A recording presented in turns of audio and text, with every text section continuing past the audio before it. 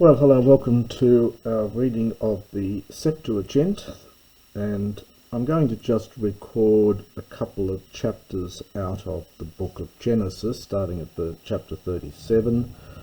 The Genesis, of course, is part of the Pentateuch, and Genesis itself, the first 11 chapters are dealing with the creation, and then chapters 12 to 50 are really concerned with what we might call ancestral history, and how historical these events are, I leave it to others to debate.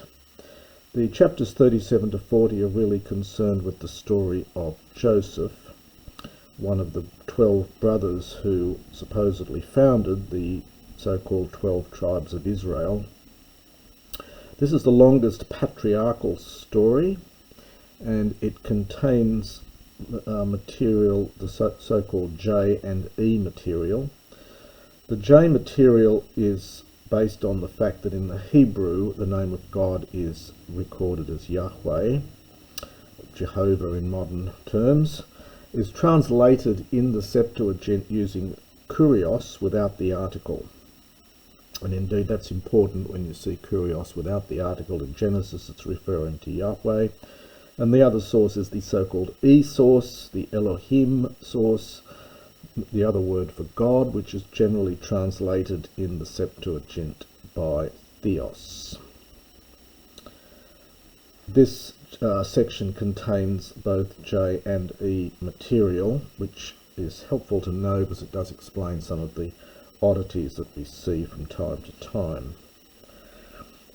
The main themes of this are God's support for the Jewish people, the idea of Joseph as a highly talented one favoured by God.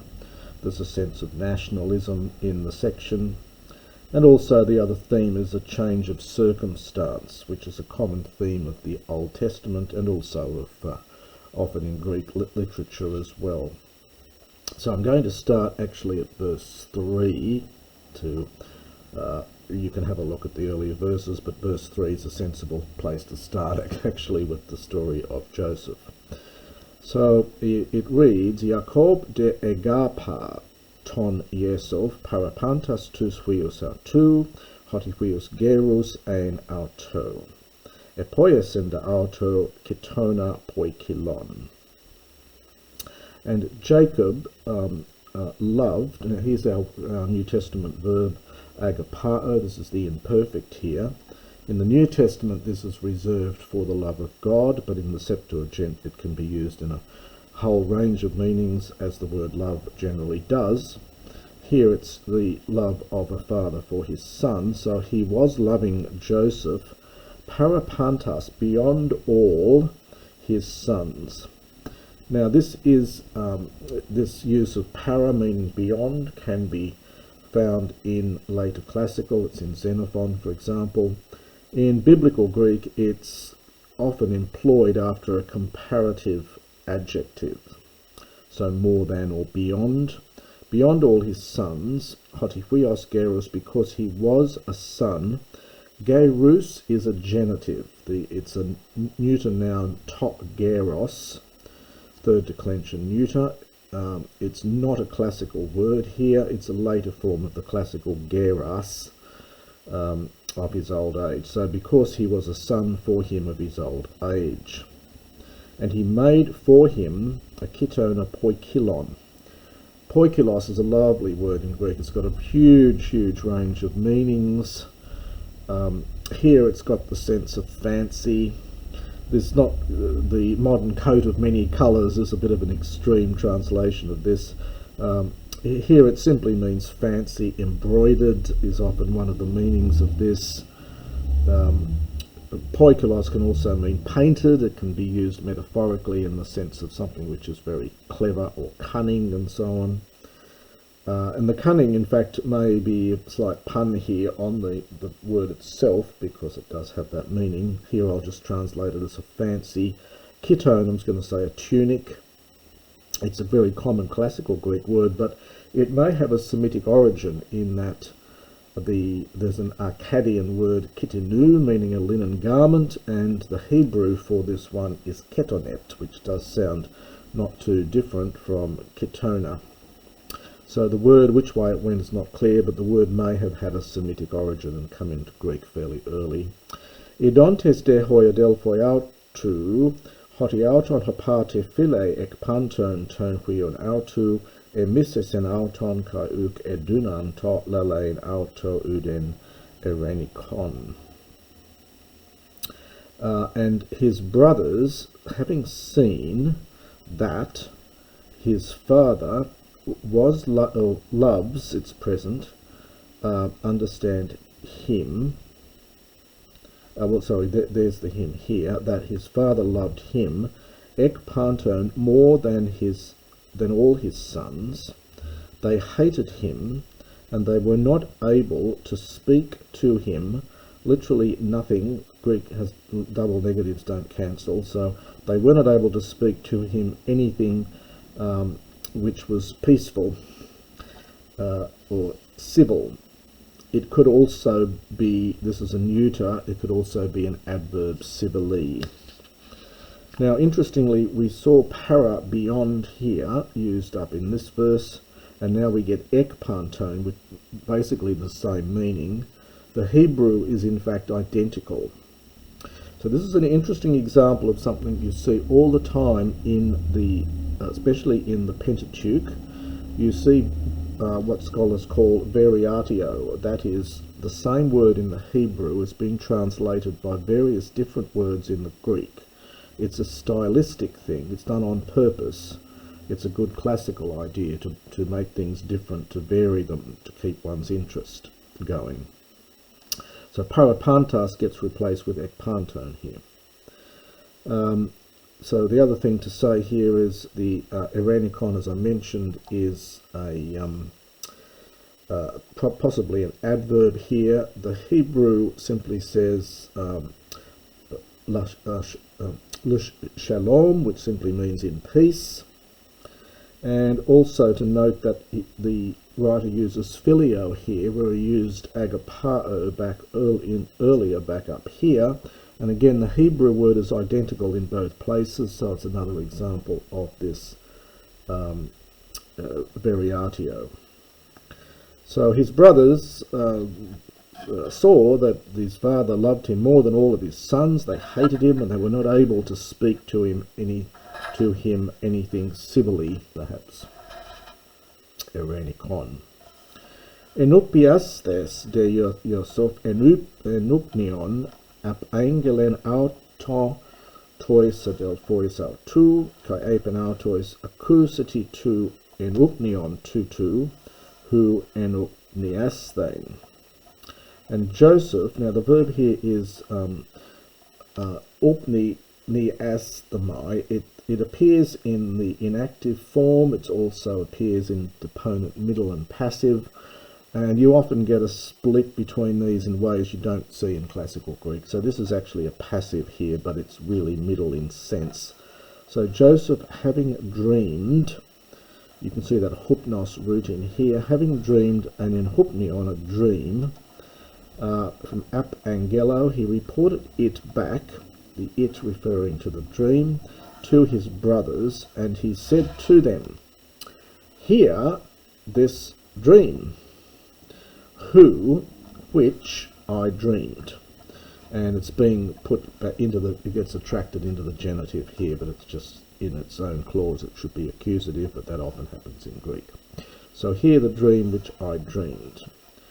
Oimen humas des muain dragmata en mesotopedio, kai aneste tonemon dragma, kai horthothe, peristraphen ta de ta dragmata humon, pros ek kunesen ton emon dragma. This is from oi amai, a verb meaning to think. So, or to here it's to seem. So I thought that you, desmuon means to tie up, to bind. We get desmos, tying, and so on. So I thought that you were tying up dragmata. These are sheaves. Interesting word. It literally means handfuls in the earlier etymology, but here it's just sheaves of things that you tie up with your hand in your hand. So desmuo, to tie together. This is a Homeric word. In fact, it becomes desmeo in New Testament Greek. So I thought that you were tying up sheaves in the middle of the plain. Now Greek just simply says in the middle plain, and Greek will often use the adjective in the same case as the noun, whereas we would say in the middle of the plain. That's typical classical Greek as well. Kaineste, and my sheaf, the singular of dragmata, my sheaf rose up and, well, literally was made straight. From orthoo, this is the aorist passive here. Peristraphenta de, and your sheaves, having turned around, from peristrepho, they worshipped. Now this normally takes a dative in New Testament Greek, but it's not here, it's taking an accusative. And they worshipped my sheaf. Apanda auto hoiodelphoi me basiluan basilues hemas, a kuriuon kuriuses hemon. Well, the brothers, needless to say, are not particularly enamored with this dream. The brothers said to him, now we get this funny Septuagintalism here, it's a Hebraism. It's an example of the Hebraic infinitive absolute, where the infinitive, used as a noun, is added to a finite cognate verb to give emphasis. In the Hebrew, the infinitive replaces the participle that they're using here. So it's something like, in no way will you rule over us, and in no way will you be master over us. From curio, which again, it's kuriuo is the verb here, to dominate. Goes into the New Testament as well. Kai prosethentes eti misain auton heneken ton enupnion autu, kai heneken ton rematon autu. Again, another Hebraism here. The Septuagint language uses the verb prostithemi. It's used with an infinitive. It's literally they added. Prostithemi is to add. We get the word prosthetics from that. So literally they added to hate him even more. It's a very, very common Hebraism in the New Testament. It's meant to translate a Hebrew intensive form of the verb. So they hated him intensely, or they hated him even more, Heneken plus genitive, because of his dreams and because of his rhematone, his words. Aiden de enupnion heteron kai diagesata autoto patriautu kai tois adelphois autu kai epen idu hup niasamein enupnion heteron. Hospe hohelios kai heselene kai hendeka asteres pros ekunun me. Well, this dream didn't go down very well either. So he saw another dream, heteron, and he related it from di hegeamai. This is the aorist here, aorist middle, from di hegeamai. And he related it to his father and to his brothers, and he said, behold, I dreamed another dream. Hosper, well, Hosper here is a bit like Jose. It was as if, as it were, or as if the sun and the moon and the 11 stars were worshipping me. Well, now the Josephus, in fact, reads this symbolically, and probably was the intention that the sun here, the Helios, is meant to refer to his father. the Selene to refer to his mother, and then the 11 stars to his 11 brothers. And again, they would not have cared greatly for this. Kai epitimes sen auto hopate autu kai epen autoi, tito enubion tuto ho enubiastes. And his father of him, epitimao is the verb rebuked, takes a dative, rebuked him and said to him, "What is this dream which you have dreamed?" Arage elthontes eliusomatha ego te kai homete, and we have to go to the next page to finish this off, but I'll just translate what we've got here at the moment. So he said to him, "What is this dream which you have dreamed?" Arage, nice combination of particles here, and it's a question. And here it's just so Ara's introducing a question, and the get is indeed. So is it in fact the case that, having come, we will come? This is the future from Erchomai, so we get the aorist infinitive and the future from Erchomai, but coming from different forms. This, of course, is the ionic form of the future of Erchomai. So shall indeed, having come, shall we come, I and Hemete Su, and your mother, Kaiadelphoi Su, and your brothers, proskunesi infinitive, shall we come to worship, and now it is taking a dative, which it didn't before, to worship you upon the earth. There's our question. Etzelas en auton hoiadelphoi autu, Kaiapa Diateresen Torema. And his brothers were jealous, from Tseloo, of him. His brothers were jealous of him, and his father.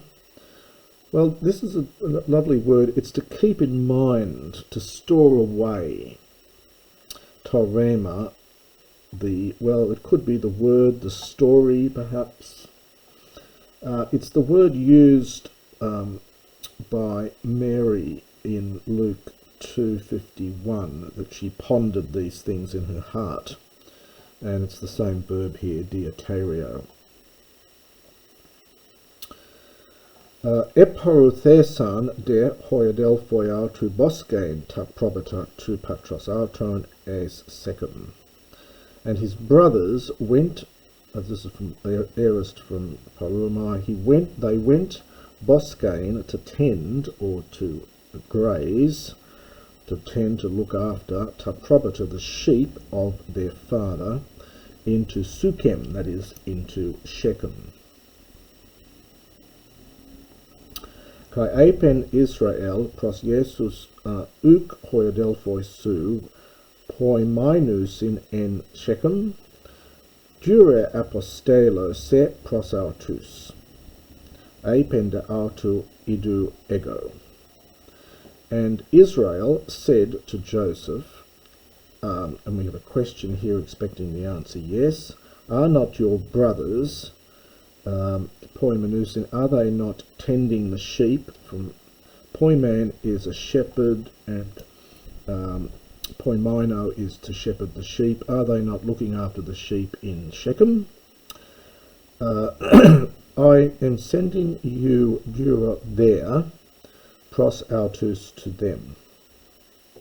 And he, that is Joseph, said to him, that is Jacob, idu ego, literally, behold, here am I. So, in other words, I will do as you say. Apen de auto Israel porothes ide a hogi ainusin hoiadelphoi Su kai ta probata kai anangelon moi kai apestelan auton ek tes koilados tes Kebron kai elthen es Sukem. And Israel said to him, having gone, ide, this is behold, this is an imperative from that id root from horao. Behold, see if your brothers and the sheep are well. We get hogies, healthy, as an adjective. We get the word hygiene connected with this, of course. So see if your brothers and the sheep are healthy, are well, and report to me. And he sent him from the koilados, from the very common word in the Septuagint for the vale or valley. The original meaning of it is hollow place, and you do get roots from this form for the word for a womb, for example. Simply means a hollow place, or the vale or the valley of Hebron, that is Hebron in modern parlance, and he went into Shechem.